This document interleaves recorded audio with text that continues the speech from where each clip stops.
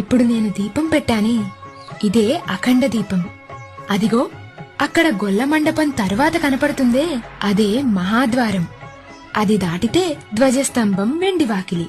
అవి రెండూ దాటి ఆనంద నిలయంలోకెళ్లి అలా గర్భగుడిలోకి చూస్తే బంగారు కిరీటంతో నుదుటి మీద కర్పూరంతో దిద్దిన మందపాటి రెండు నామాల మధ్యన కుంకుమ పువ్వుతో చేసిన కస్తూరి తిలకంతో ఆయన మొహం కనిపిస్తుంది. అంతే, అక్కడే ఆయనకు కంప్లీట్ గా సరెండర్ అయిపోతావు. చెవులకు మకర కుండలు, కుడి చేతిలో సుదర్శన చక్రం, ఎడమ చేతిలో శంఖం. ఇంకో కుడి చేయి కాస్త ముందుకు చాచి ఆయన పాదాలు చూపిస్తుంటాడు చూడు, ఇవే బ్రహ్మ కడిగిన పాదాలు అన్నట్టు. ఇంకో ఎడమ చేయి నేనున్నాను నీకంటూ అభయమిస్తుంటుంది. కుడి ఎద మీద లక్ష్మీదేవి, ఎడమ ఎద మీద పద్మావతీదేవి.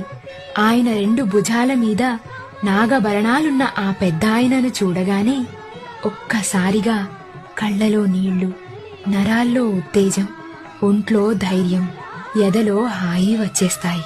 అలా దర్శనమయ్యాక బయటకొచ్చి కాసేపు మూసేసిన వైకుంఠ ద్వారాన్ని చూస్తూ ఆయన్ని తలుస్తూ కూర్చుంటే ఆ అనుభూతే వేరు. దీన్ని మించిన స్వర్గం ఇంకెక్కడా ఉండదు. భూలోక స్వర్గం చూపిస్తావా అని అడిగావు కదా, ఇదిగో ఇదే ఆ స్వర్గం.